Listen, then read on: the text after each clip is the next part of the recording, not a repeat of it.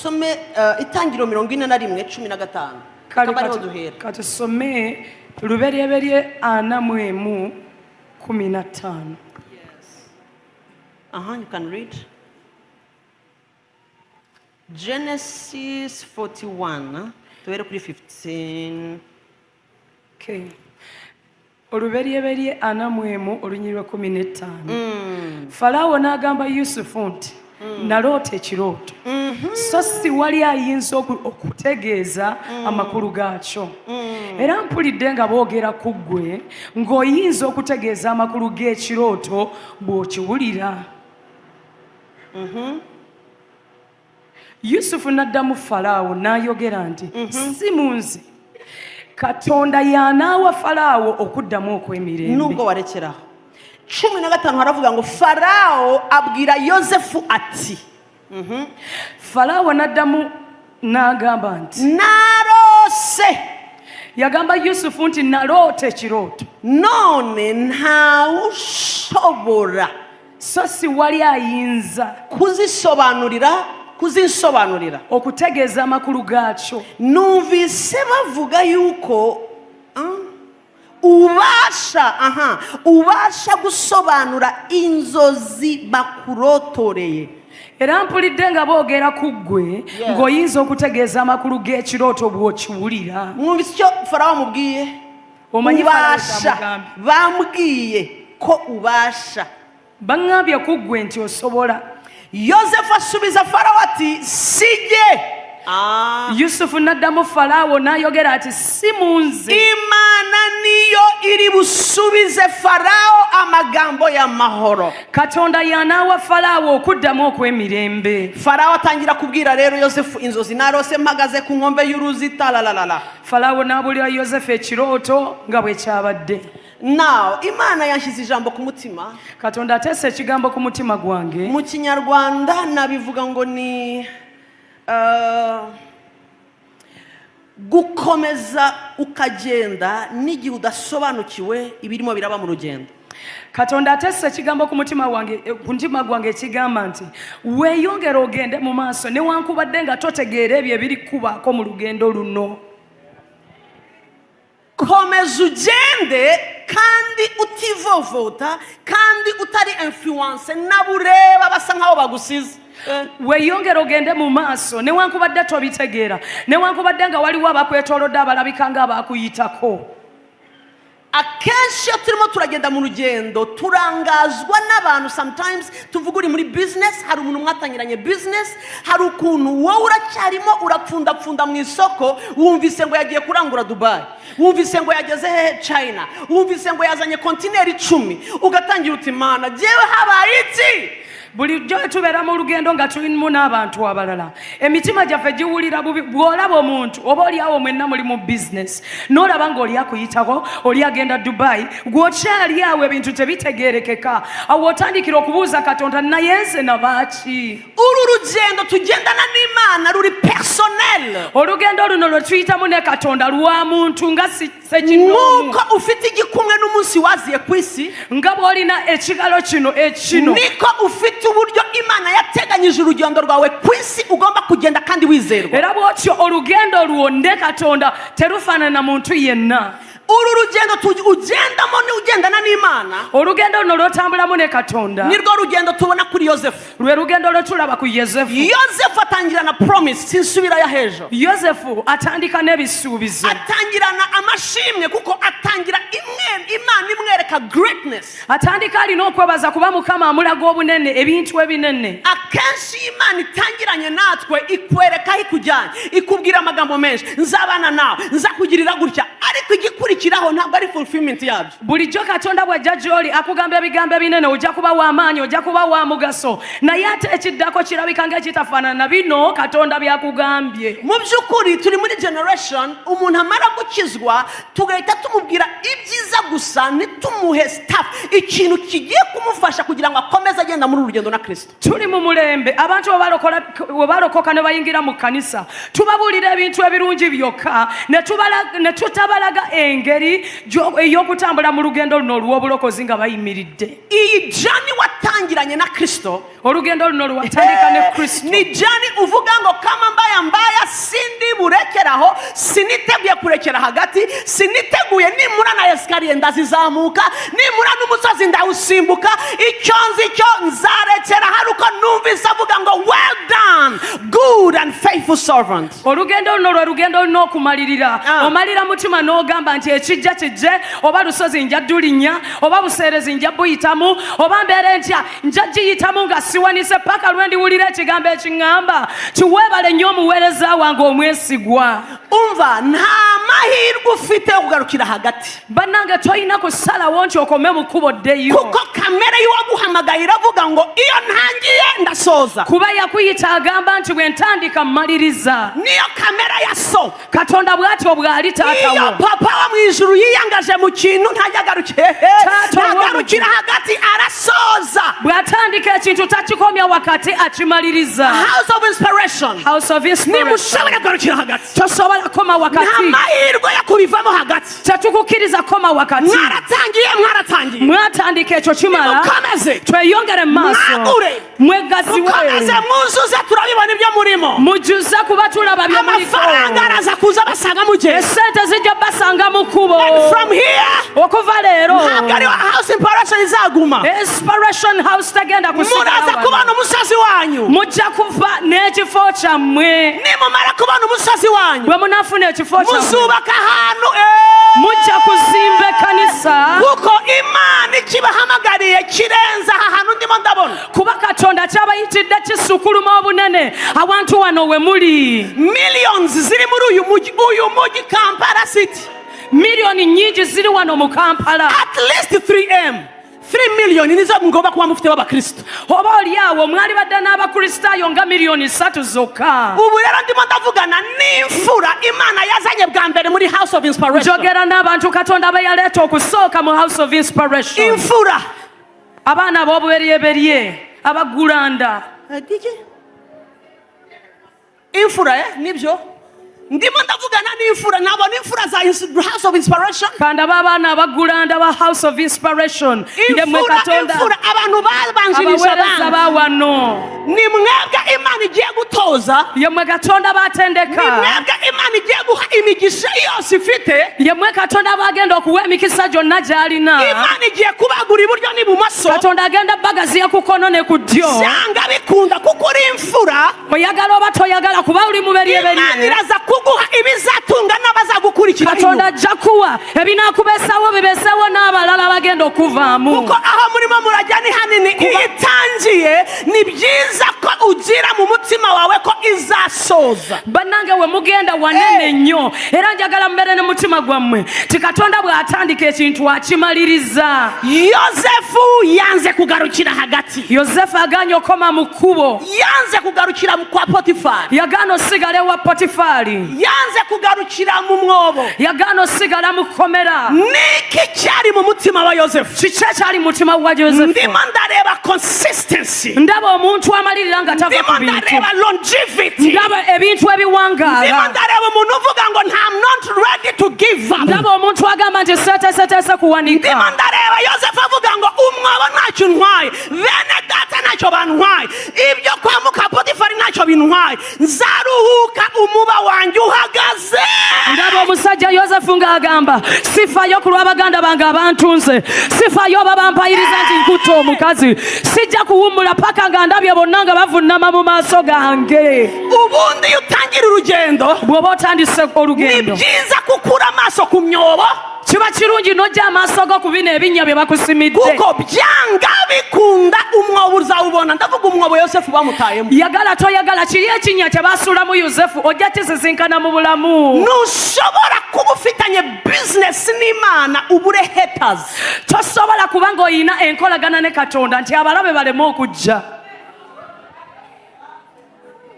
Haters. Abalabe. Abaki? Abalabe abakukyawa. Abakuchawo ni bachawe nyine.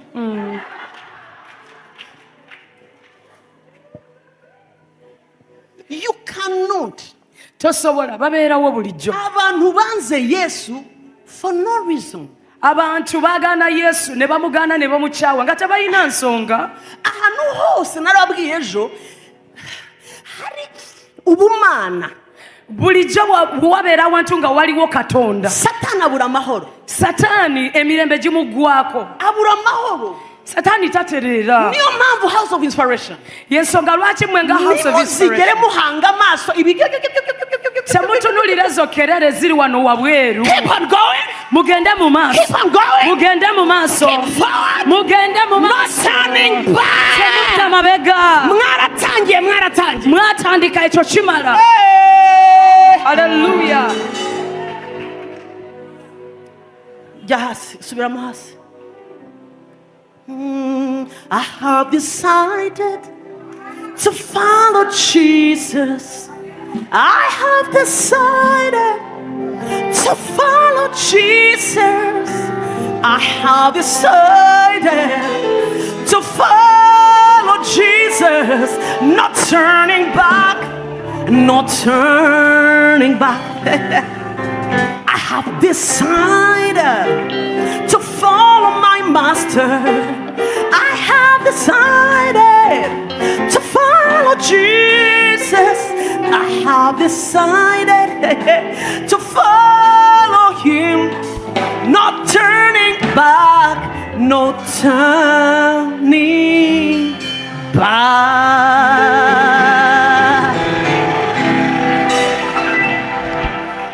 Ngirira ukwegereye sinteze gusubira inyuma. Gamba akuliranye nti nze sisobola kudda mabega. Mabega. Please do it for me. Push your neighbor. Musindiko yakuliranye omugambe nti sisobola kudda mabega. Mubwire no turning back. Sisobola kudda mabega. Kyatule. Aya. Sisobola kudda mabega. Now. Tunula wano. Inzozi dusomye mu kanya ni inzozi Yosefu yarotoreye nde harya. Ebirooto yarotoreye umwami bye tusomye mu Bayibuli. Yosefu yabivunulira kabaka. Izi nzozi nizo zimukura habi zikamujyana mu isezerano. Kyekirooto ekimujja wabi ne kimutuusa Katonda we yayogera. Ariko ndashaka mbereke naye njagala balaga eki muziko mu nzozi zose cyangwa mu guhishura kose iyi Imana afite sibwo bwa mbere yari ikoze. kino ekirabo eky'okuvunula kyalina ogwo omulundi si gwe gwali gusooka okuvunula ebirooto. In fact izi ni inzozi za gatatu ahishuriye abakomeye. Guno gwali mulundi gwa kusatu ngavunula ebirooto by'abantu abanene. Iyo ureba muri 40 Genesis 40 ku murongo wa 9 uhabona inzozi za mbere ahishurira chief cupbearer. Bw'olaba olubereberye ana omulongo ogw'omwenda olaba ngavunula ekirooto eky'omuntu gwe yalina mu kkomera. Aha kabiri awokubiri aza guhishura izindi nzozi zikomeye cyane. Yavunula ebirooto ebinene eby'amaanyi. Tuzisanga ku murongo wa 16 ku lunyiriri 15. Umva nta na kimwe yakoze gikomeye. Uza gusoma ibyo byanditswe nguhaye. Yasobanuye ibintu bikomeye, yahishuye ibintu bikomeye. Umva ikintangaza nuko nta na kimwe muri ibi cyamuhaye isezerano yahawe n'Imana, cyahishuye, cyatumye yicara kuri ya ntebe Imana yamubwiye. Ebirooto bino byonna bye yavunula tewali kirooto na kimu ekyamusobozesa okutuula ku ntebe eri Katonda gye yali amutegekedde. Repeat it again. Mu birooto bino n'abantu be yavunulira bonna tewali kirooto na kimu ekyamutwala n'atuula ku ntebe eri Katonda gye yali amuteekedde. Subiramo nanone. Bano bonna abantu be yavunulira ebirooto tebaalina busobozi era tebasobola kumusitula bamujje mukomera bamuteeke eri ku ntebe Katonda gye yali amuteekedde. Umva nkubwire komeza ukora icyiza urimo urakora kuko ntabwo uzi igihe Imana iza kuzamurira. Weyongere mu maaso wereze okole ebirungi by'olikora. Ensonga lwaki tozaalibwa afite umunsi we nanjye mfite. Alina olunaku lwe nange nina olwange. Mfite umunsi wanjye nina olwange. Iyo mbonye ba celebrating my friend Pastor Charles ndavuga ni wow happy birthday to you. Nta envy. Bwe ndaba bajaguza Pastor Charles nange nyimba happy birthday nga sina bujja bwonna. Kubera iki yaraje nanjye naraje. Alina lwe yazaalibwa nange nina lwe najja. Afite itariki ye nanjye mfite yanjye. Alina olunaku lwe nange nina olwange. Msumba wange. When is your birthday? Only the date and month. Stop there. 30th of June. 30th. None se munuba duhuje tebakwataganya nnaku z'amazaalibwa yaje nyuma yanjye urumva azaalibwa musumba ono tasobola genda eri mukama nagamba naye mukama katonda mpita omwezi guno ogw'omukaaga nange wakiri nzaalibwe ku ogwo naye katonda wange abalala bazaalibwa mu mwezi guno nedda ajaguza kuba oli alina olunaku lwe noono alina olulwe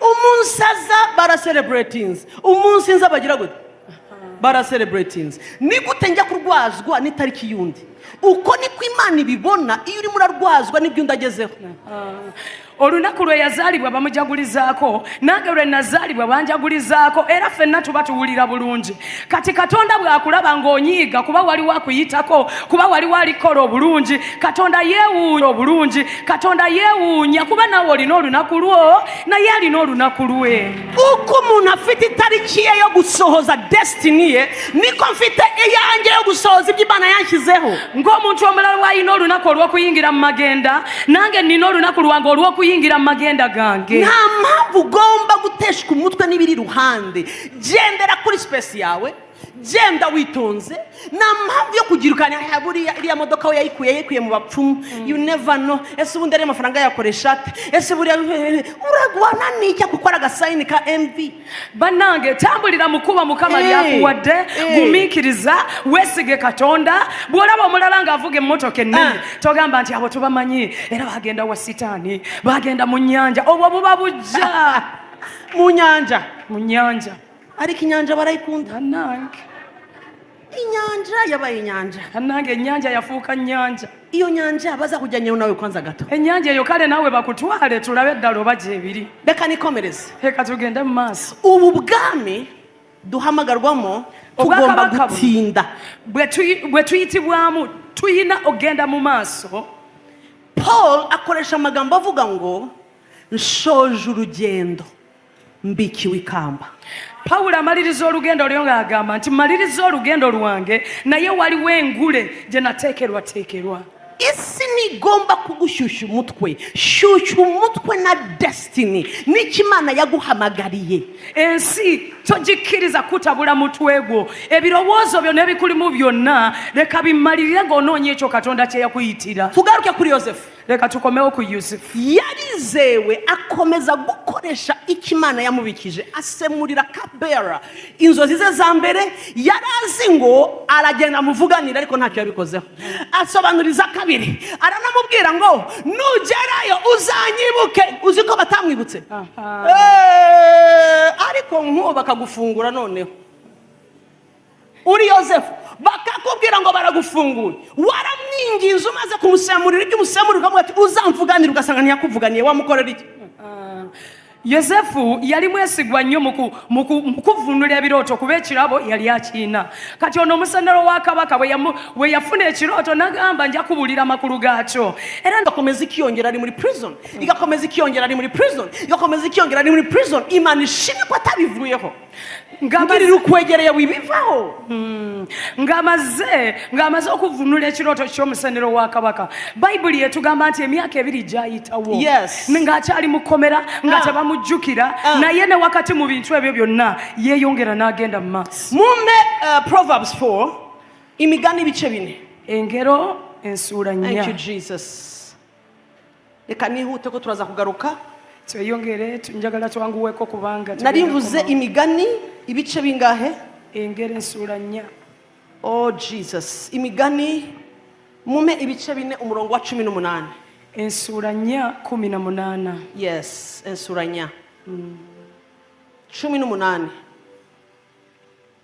18 niho haravuga ngo inzira ariko inzira y'umukiranutsi ni nk'umuseke ugize gute utambitse umva ugakomeza gukura ukageza ku manywa y'ihanga engero ensuula ey'okuna olunyira 18 bayibuli egamba nti naye ekkubo ly'omutuukirivu liriŋŋanga omusana ogwakaayakana ogweyongerayongera okwaka ogweyongerayongera kwaka okutuusa obudde lwe bulituukirira. What is that tuukirira? Hey. Tuukirira. What is that? Perfect day. Perfect day. Inzira, the path of the just. Ekkubo ly'omutuukirivu. Ngwiyo nzira. Ekkubo eryo. Mu Kinyarwanda bavuze hari ijambo bakoresheje. Ngo ikomeza kugira gute? Hari ahandi.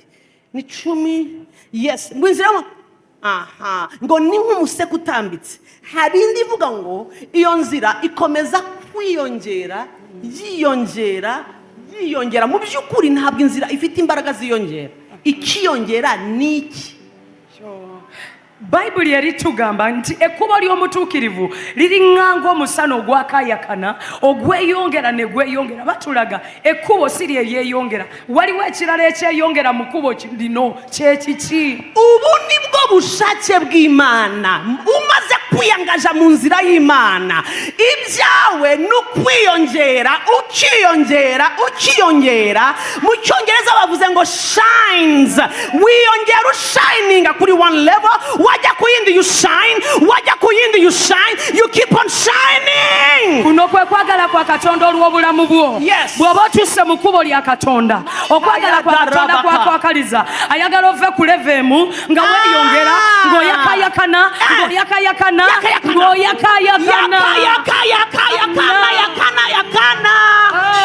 Push your neighbor, yakayakana. Nuko ntabwo ari wowe uyibanzamo. Sigwalisookamu. Be quick, come close. Sigwalisookamu. Upon going, Susan. Arakomeza aragenda. Neyongera mu lugendo. Nawe urakurikira. Nawe bw'okuleba uri mu cyo bita the path of the just. Oli mu kkubo lye tuyita ery'omutuukirivu. Komeza Yesu we. Araje n'agenda. Ndakurikira. Nengoberera. Kata hariya. N'agenda. Arakomeje. Neyeyongera. Impamvu udashobora gufailinga ni iki? Ensonga lwaki tosobola kulemererwa yeeno? Nuko ukuri imbere ntabwo ari yanko wawe. Akukulembedde si kojjaawo. Ukuri imbere ntabwo ari pastor wawe. Akukulembedde si ye musumba wo. Ukuri imbere ntabwo ari nyagosenge wakuroze ngo akukulembedde si ye senga we yakolimira ngo omwana oyo najjayo engoye. Oya. Nedda. Ntabwo shangazi wawe ari muri iyi nzira. Senga we tali mu kkubo lino. Keep on going. Yesu akulembedde. Uri muri iyi nzira yitwa intara y'umuryango wa Yuda. Ali mu kkubo lino y'empologoma ya Yuda. Uri muri iyi nzira yitwa utajyananirwa. Ali mu kkubo lino y'oyo atalemererwa. Niyo mpamvu avuze ngo the path of the righteous is like the morning sun. Yensonga lwaki agamba nti ekkubo ly'omutuukirivu liri ng'omusana ogwakaayakana. Kubera iki? Uturi imbere, he's the morning star. Atukulembedde ye munyenye ey'okumakya. Keep on going. Akyakulembera. Keep on going. Akyagenda mu maaso. Keep on going. Yeeyongedde. Imyaka ibaye 10. Myaka 10 kati. 20. Akyakukulembedde. Keep on going. Myaka 20. Mubitiru kwegera. Keep on going. Mu maaso. Genda mu maaso. Keep on going. Weeyongere mu maaso. Keep on following. Weeyongere mu maaso. Keep on going. Goberera Yesu. Keep on going. Mugoberere Mukama. My question. Ekibuuzo kyange. My question. Ekibuuzo kyange. Hari umunsi buzacya yananiwe. Waliwo olunaku Yesu lwaliremererwa. Answer me now. Nsiraamu. Come on, House of Inspiration. What happened? Answer me. Yogera. Hari umunsi buzacya akavuga ngo naragenze ndarushye. Waliwo olunaku lwolulukya Yesu n'agamba nti kati binsobedde nze sikyasobola. Answer me. Nsiraamu. Do you think ufite uburenganzira bunanirwa? Kati gwe olowooza nti okkirizibwa okulemererwa? Can you please help me preach? Mwogere. Preach your neighbor. Mukube omugambe nti gwe. Ninde wakubwiye ngo 2026 iraza kurangira ukira ahantu hamwe? Keep on going. Tipiri abiri mukago ojja kusigala wagenda maaso. Repeat it. Ani yakugamba nti omwaka guno guli gwako ng'oli mu kifo kyekimu. Genda mu maaso. Repeat it again. Ani yakugamba nti omwaka guno gulituuka Desemba nga gw'okyali nga bw'oli. Genda mu maaso. Repeat it. ani eyakugamba nti omwaka guno gujja kugwako ng'embeera yekyali nga bweri? Nedda, genda mu maaso. We still have July.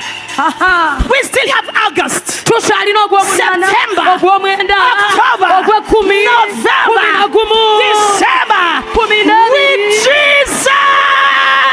Hallelujah. Hey! In 1 second, things can Mu change. katikitiki kamu ebintu bisobola okukyuka. I mean, in 1 second like this. Mu katikitiki kamu.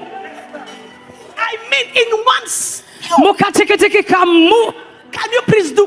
Kolamu bw'oti. In 1 second, Mu katikitiki people kamu. can forget and say, is this? Basobola ogamba nti ono ye nakamatte. Y'ono nakamanya. Yeah. Is he the one? Yeye. Is he the one? Bannange yeye. Is this? Y'ono gwe twali tumanyi. Is this George? Y'ono Johnny. Which car is that? Motoka eno yani. Which car is that? Emotoka eno yani. Hey, is this Lillian? Na yeye ye Lilian. Hey, is this Save the Date? Yeno save the date agenda mu mbaga. In August? Bagenda mu wasa gwa munaana. But in January, she Naye- didn't have a fiancé. Mu gw'olubereberye tewalina akwogereza. Tell them Naye bagambe. the path of the righteous Ekkubo ly'omutuukirivu is like the morning sun. liringa omusana ogwakayaka. Why? Lwaki? Because we are following the morning star, Kubanga tugoberera mu nnyanja the King y'okumata. of Kings, Kabaka the w'abakabaka. Lord of Lords, Mukama w'abakama. the one and the only King. Katonda yekka Mukama.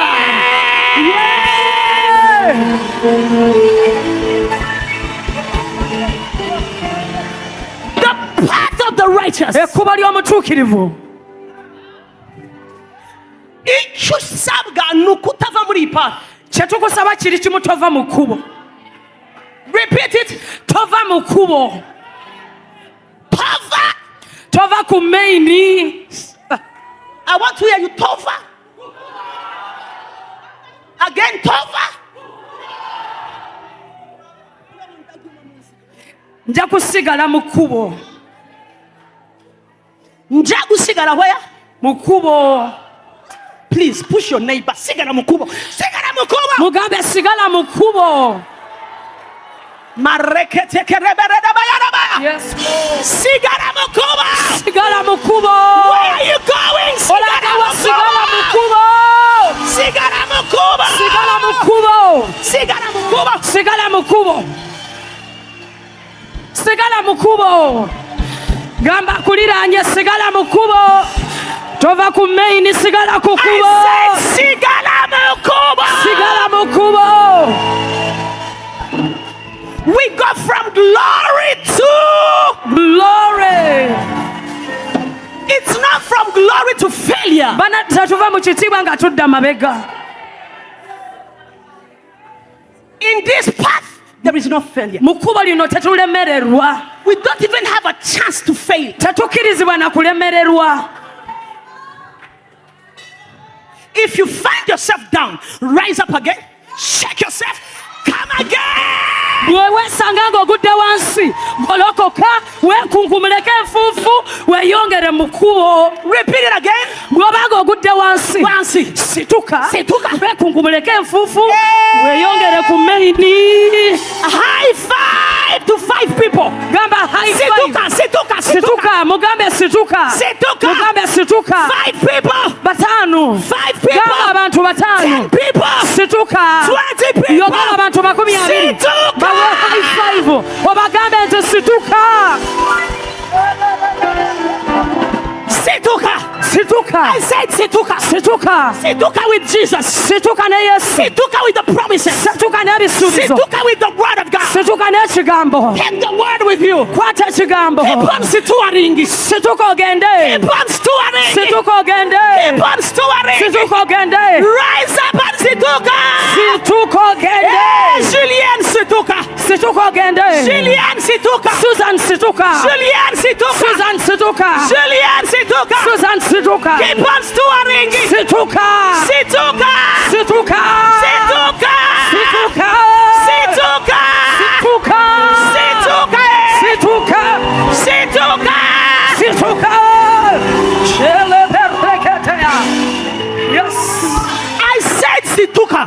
situka. You then have a choice to fail. Tokkiriza kulemererwa. Failure, Okulemererwa it's not a language of this kingdom. si lulimi lwa kwa kabaka buno.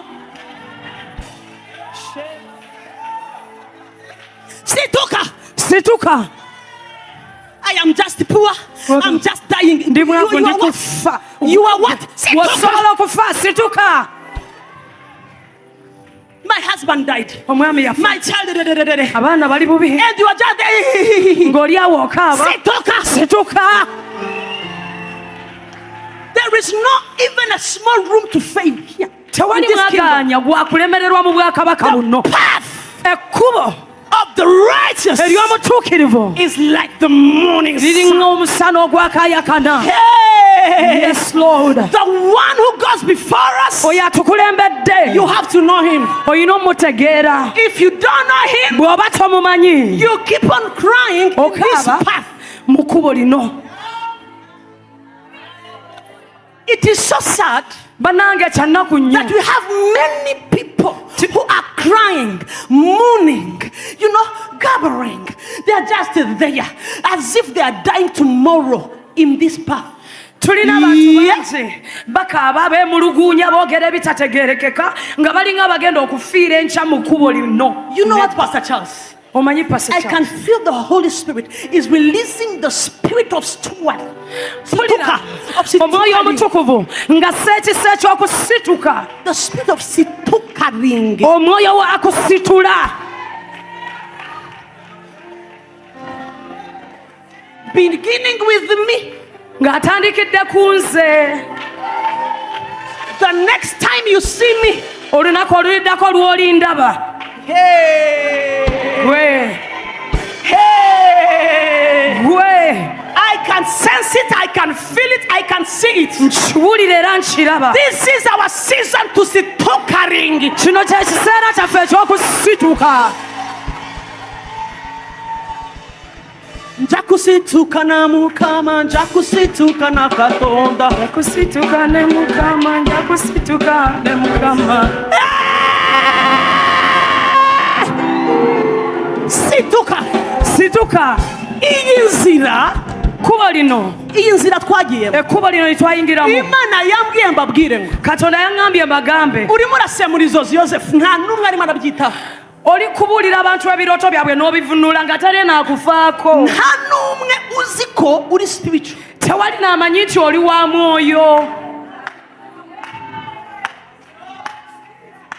It is so painful sometimes Kiruma ebiseera ebimu. because you are doing everything right. Kuba olikola buli kintu kyonna You are bulungi. serving God with all your heart, Oli kuweereza Mukama n'omutima gwo gwonna. but no one is. Naye tewali Acknowledging what you're akuweebaza, tewali ategeera ky'olikola, There is no reward. tewali akusasula, There is no gifts. tewali na kalabo ke bakuwa. The world is not opening for you yet. Ensi teri kweggulira. And there is this thought, like, I think I'm a failure. I think I called myself. Era olina I think ebirowoozo bino. this is not my thing. Ebigambo oba oli awo I nawaba. think this is not working. Bw'oba oli awo Katonda Hey, teyampitira you. bino, mpuliriza. Keep on dreaming. Loota era ebirooto bivunule. Keep on interpreting your dreams. Ebirooto bivunule, genda mu maaso. No one can clap hands, can acknowledge, say what you're doing. We can say, even if pastor cannot tell you, my dear, keep on serving. Tewali alikukubira mu ngalo, tewali alikwebaza. Naye njagala kugamba newankubadde musumba nga tali kulaba ebyo by'okola, genda mu maaso ng'oweereza. Yes. Don't wait his thank you. Bannange tolindirira ng'opasita anaaneebaza ddi. If he does, God bless him. Bw'akwebaza Mukama mulungi. If he doesn't, Bw'aba takwebazizza, keep on serving. genda mu maaso oweereze.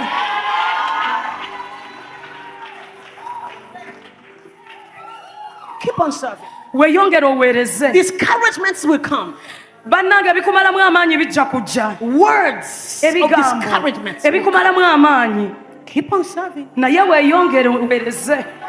Joseph was sitting in his prison doing, he was doing the right thing. yosefu yali mukomera Listen, he was praying, ng'asaba interpreting dreams. ng'avunula ebirooto He was doing the right thing. ng'akola ekituufu ky'asaanidde No okukola one ever came and said, tewali well done. yajja ku makya mbwe amwebaze mbu weebale But there is another interpretation. naye ate waliwo okuvunula okulala kwa yavunula olunaku olumu The third one. okuvunula okwokusatu Hey!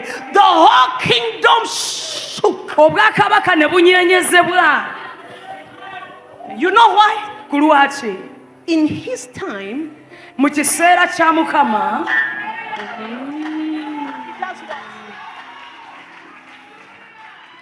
in his right what? mu budde obutuufu obwa mukama He does what? ebintu byonna biba birungi In his time. mu budde bwe obutuufu So the problem is we don't connect or we don't even want to keep on approaching his timing. No. We want everything fast. Fast food, fast. Everything this time is fast. Fast internet, fast Wi-Fi, fast. We even want God to be fast. ekizibu kye tulina ng'abalokole tetwagala kulindirira kiseera kya mukama ekituufu twagala ebyanguwa intaneti eyanguwa chips ezanguwa otuntu otwanguwa obulamu twagala bwanguwa kati twagala down, ne please, sit katonda down. ayanguwe mbwajje But I have good news. naye nina amawulire But amalungi those who wait upon the Lord, naye abo abalindirira mukama abo bategereza Uwiteka abalindirira mukama bazamera gute? baliddamu bujja amaanyi gaabwe balitumbira mu bbanga ng'empungu Give me Joshua mumpe yoswa 13, chapter 13, verse 1. 13 olunyiri My olusooka God, the anointing of the Holy Spirit is too much. amafuta ag'omwoyo omutukuvu mangi mu kifo kino Abantu barimo barakira ubu ndimo ndavuga. abantu kati bali mu kuwona nga njogera ekigambo Abantu barimo barahembuka ubu ndimo ndabwiriza. abantu bali kudda bujja nga mbuulira Hari abantu Imana irimo iragarura mu nzira. waliwo abantu katonda bakomyawo mu kkubo Imana irabagaruye kandi bagaruye neza. katonda ali bakomyawo ate abakomyawo bulungi Igukuye mu nzira yo kwivovota. akujja mu kkubo ery'okwemulugunya Igukuye mu nzira yo kurirarira. mukama akujja mu kkubo ery'okukaabakaaba Igukuye mu nzira yo kwivumbura. mukama n'akujja mu kkubo ery'obivaamu Ikugaruye mu nzira yayo. akukomezaawo mu kkubo lye 13:1. 13 yesuwa Yosuwa ashaje ageze mu zabukuru. yesuwa yali ng'akaddiye nga yakamala emyaka mingi Uwiteka aramubwira ati mukama n'amugamba nti urashaje ugeze mu zabukuru ariko hasigaye ibihugu byinshi cyane bikwiriye guhindurwa. My God.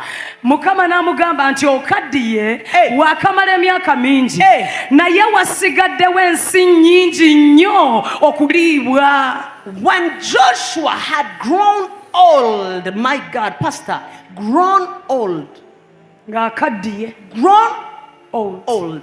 ng'akaddiye And the Lord told him, there are still very large areas of land to be taken over. mukama n'amugamba nti wasigaddewo ensi nnyingi nnyo okuliibwa Longevity. obuwangaazi Longevity? obuwangaazi Obuwangasi. Joshua was old. yesuwa yali akaddiye Muzige yatangire kugendana n'Imana. omanyi we yatandika okutambula ne mukama Ariko Imana iracyamubwira, you are now old, but mukama ng'amugamba nti newankubadde okaddiye naye nukuvuga ngo muri iyi path kyategeeza nti mu kkubo lino nidufite amahirwe yo kurekeraho. N'igihe uri old, Imana iracyaguha ibyo gufata. newankubadde ng'okaddiye katonda akyalina bingi ebyokkuwa Imana iracyamubwira ngo hari land to be taken over. mukama ng'amugamba nti wakyasigaddewo ensi nnyingi nnyo okuliibwa Servants of God, abaweereza ba mukama house of inspiration. house of inspiration Iyi spirit spirit yo kugarukira hagati ntabwo yari muri Joseph. Omwoyo guno ogwokoma ebintu wakati tegwali mu Yusufu. Uyu mwuka wafashe generation yacu ya pew and then you stop. Abantu bakakubona 2 weeks urimo, what you here, you are serving 2 weeks. Waliwo omwoyo gwakwata omulembe gwaffe okola ebintu leero n'obikola enkya n'obivaako. Abantu bagasigara babaza pastor muri church, wa mu mama yagiye he? Abantu ne bagamba naye Asholi yagenda wa? Ali ludda wa ye nga tetukyamulaba. Choir leader kabaza, where is Lilian? Choir leader ng'abuuza Lilian aluwa? Mwaja kubaza mukumva ne muwulira nga yaweta dda ageze Masindi. atuuse Masindi.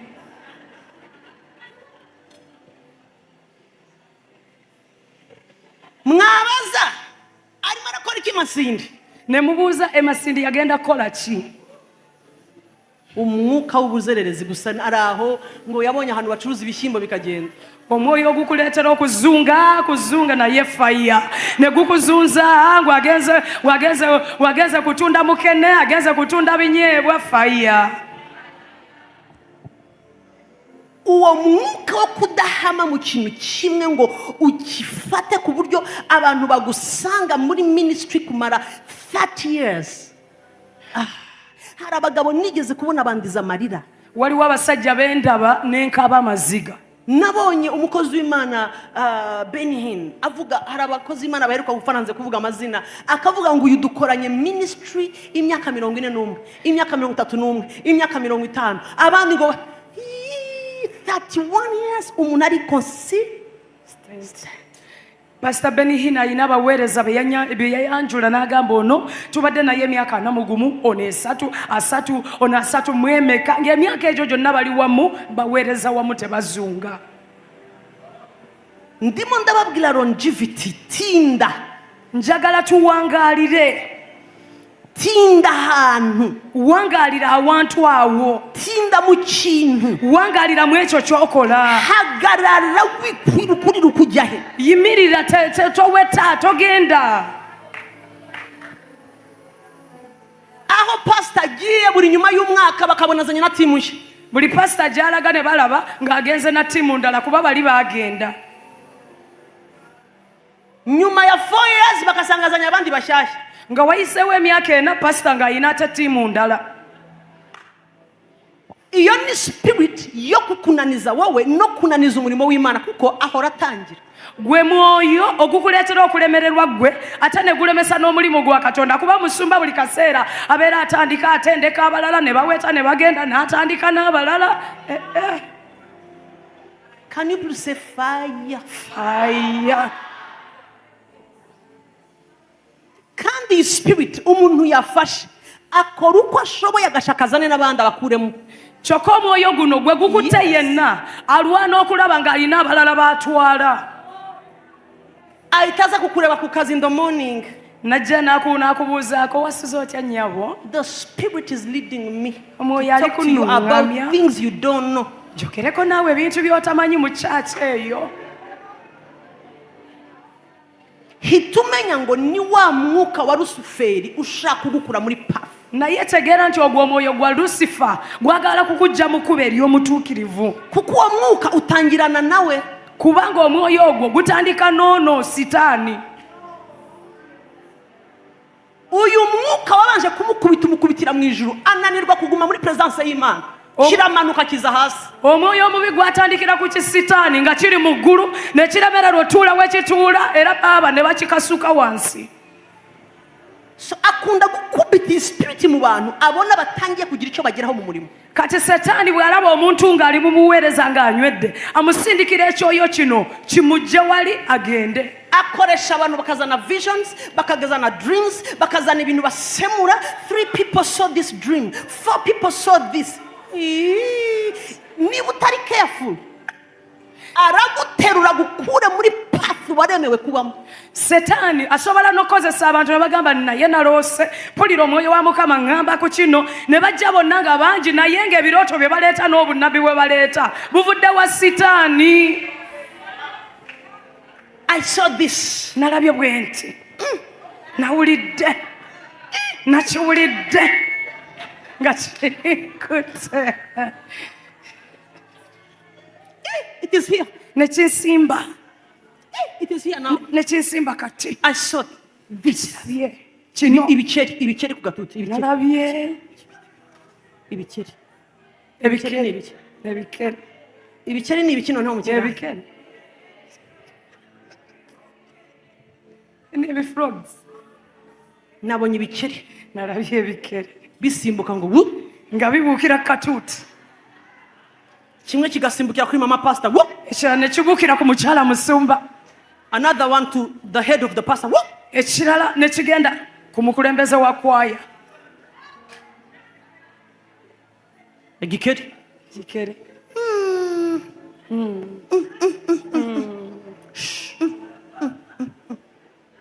Snake. omusota nalabye omusota Look at him in the face and say, fire. omutunuulire mu maaso omugambe nti faya That is the spirit of Lucifer. ogwo mwoyo gwa lusifeeri Ni umwuka ubuza abantu gutinda mu kintu cy'Imana. gwe mwoyo ogulemesa omuntu okuwangaalira mu bintu bya katonda Ni umwuka ushaka kukwereka ngo you've been serving. Wabonye iki se ku Mana? gwe mwoyo ogukulaga nti naye omaze ebbanga ng'oweereza kiki ky'ofunyemu Aho wahereye utanga. ng'owaayo mwe abawaayo mu kanisa Ask Joseph. buuza yosefu Aza gutera inkunga. ajja kuzzaamu amaanyi Am I talking? njogera naawe Let's read. tusome When Joshua had grown old, yesuwa bwe yali ng'akaddi the Lord said to him, you Mukama are now very, okaddiye you are now very what? okaddiye nnyo N'Imana irimo irarekonesa ko ari very old. ne katonda akiraba ng'akaddiye nnyo Ari kumva. And there is still naye wakyasigaddeyo there is still. wakyaliyo Niki kikubuza gukomeza ugenda? Hari ikinyoma pastor kikunda kubwira abantu ngo I've been in this choir for long. waliwo ekyoyo Wait, ekiri Susan. Now that I'm married,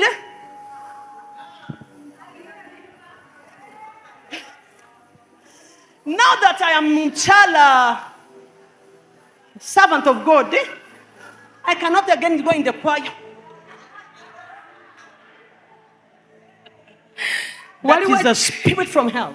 waliwo ekyoyo ekiva eggeyo eno ekikwata abantu ne kikugamba nti fe lwasookawo mu kwaya eno mbadde mu kwaya naye kati bamaze okunkuba embaga sisobola kwekola ebyo eby'abaana ng'okwaya Who told you singing to the Lord hymns and song?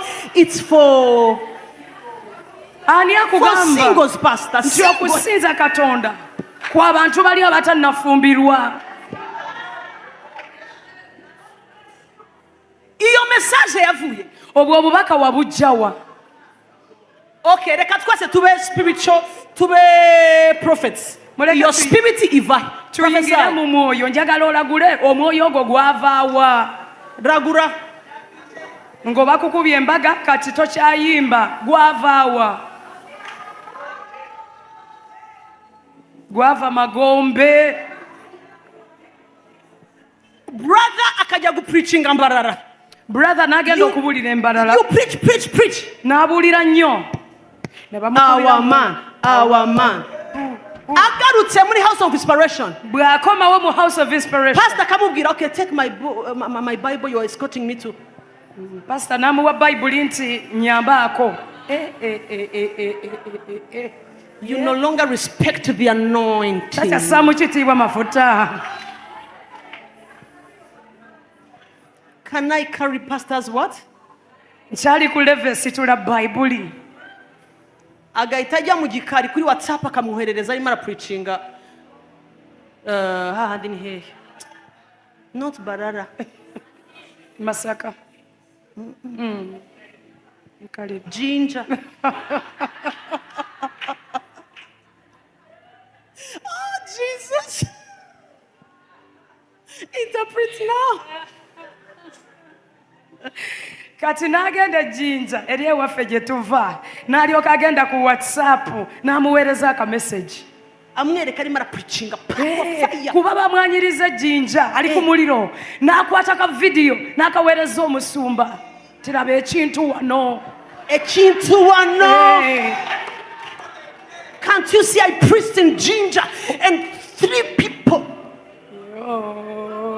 received what? Miracles. Musumba nabulidde Jinja omuliro ne gukka abantu basatu ne bafuna ebyamagero. Arimo aramuha message ngo genda gahoro. Alimugamba nti pastor we bituuse genda mpola. Amavuta turayanganya turi ku rwego rumwe urabwiriza nkabwiriza ufite amarevelation. Nange nina mafuta n'omusumba agalina olina okubikulirwa nange nkulina. Am I talking deep? Can I go deeper? Go deeper. Ndimo ndababwira ibintu byoroheje bikura abantu muri path. Ndibagamba ebintu ebyangwe nnyo naye bijja abantu mu kkubo. Ndababwira ibintu byoroheje utwo tuntu tw'ubwibone dutangira guhaguruka ukumva hari ibintu utangiye kwikuraho, hari ikintu utakora, hari ibintu nagenda gahoro nanjye twese turi ubungubu turi urimo urikura mu nkono bitarahe. Omwoyo gwo gukukwata ne gugamba nti pastor agende mpola kuba nange amafuta ngayina. Bannange okyali mu ntamu bakyakufumba gw'obuuseemu. Ndababwira ibintu nzi neza. Mbabuulira bye mmanyi. Longevity in this kingdom okuwangalira mu bwakabaka buno kikulu nnyo. Bamwe ibintu wakoraga sinzi cyatumye ubireka. Ebintu bye wakolanga mu kanisa obuweereza bwe wakolanga kiki ekyakuleetera obulekawo n'obusuula. Umva ikintu kituma muvuga bwe muti bwe mwogera. Sigaye mfite business 3. Nina kati business 3. 3. Nina business 3. Imwe nyikora in the night. Ekiro nkola. Am I against working? No. Sibagamba nti kibi okukola. Nubwo yaguha imigisha muri iyi path ntabwo akubwiye ngo rekera okunkurikira. Newankubadde Mukama ng'akuwadde omukisa mu kkubo lino ery'obutuukirivu takugambye nti fuluma mu kkubo. Turabyitiranya. Bannange ebintu bino waliwo engeri gye tutabitegeera. Ntabwo imigisha guhaye ikudisconnectinga. Ntabwo ibibi umva amagambo Paul avuga. Is it Paul? Uvuga ngo one thing I do. Paulo agamba nti ekintu kimu kyenkola. Nukuvuga ngo afite one thing. Ayina kimu kyakola. Iyo udafite one thing you do. Bw'oba toyina kimu kyokola. Aravuga ngo one thing I do. Arimo aratubwira experience kuva yatangira kugeza hageze arimo aragenda. Hari one thing. Alitubulira obulamu bwabaddemu okuva lwe yatandika paka we yali akola ekintu kimu. Now I have 7 things naringiye kuvuga ariko time yagiye turagaruka. Obudde buyise tujja komawo mbadde nina ebintu 7 ebyo. Tuze gukomeza tujja komawo tonight. Olwaleero munaakomawo. Turakomeza mu kanya turi bugaruke. Ndifuza ko tuza gufata umwanya wo gusenga kuko hari abantu bari bugaruke muri path batangire kushininga like morning sun. Tujja kufuna obudde obw'okusaba kuba waliwo abantu wakati mu kusaba abajja okuva mu kkubo liri ery'okuwaba bakomewo mu kkubo ery'obutuukirivu eryakaayakana. Turaza kureba ikintu tuvuga nka Joshua. Imana iduhamiriza ivuga ngo watangiye uri muto, you are now old. But haracyari indi misozi ugomba gufata. Tujja kweyongera mu lunyirino olugamba Katonda ng'agamba Yoswa nti wali muto kati okaddiye naye wakyaliyo ebintu bingi eby'okukuwa. Mukama bomukisa. God bless you.